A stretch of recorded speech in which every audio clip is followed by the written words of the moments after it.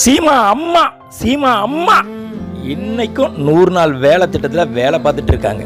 காசு வாங்கிட்டாங்க, சீமா காசு வாங்கிட்டான், சீமா காசு வாங்கிட்டான், பெட்டி பெட்டியா வாங்கிட்டான், பெட்டி வாங்கிட்டான். சீமா பெட்டி வாங்கினா அவர் தாயை எதுக்குடா வேலைக்கு அனுப்பணும்? ஐயோ, 250 தடவைக்கு மேல ஜெயிலுக்குள்ள போனவர்.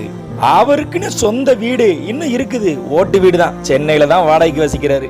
மற்ற கட்சிங்களோட அண்ணன் சும்மா லைட்டா அப்படி கண்ணை அசைச்சா போதும், நீங்க சொன்னீங்களே பெட்டி பெட்டி பெட்டியா பல கோடிக்கணக்கான பெட்டி அவரிடம் வந்து சேரும். ஆனா அதை அவர் விரும்பல.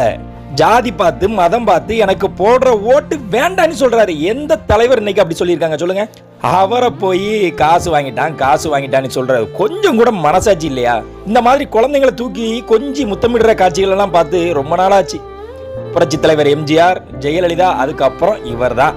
மக்களுக்கு இவர் பணம் கொடுக்க வேண்டாம், மக்கள் தேடி வந்து இவங்களுக்கு பணம் கொடுக்குறாங்க. இப்பமாவது புரிஞ்சுதா? இவர் மற்ற கட்சிகளை நம்பி பெட்டி வாங்கி நிக்கல, மக்களை நம்பி நிக்கிறாரு.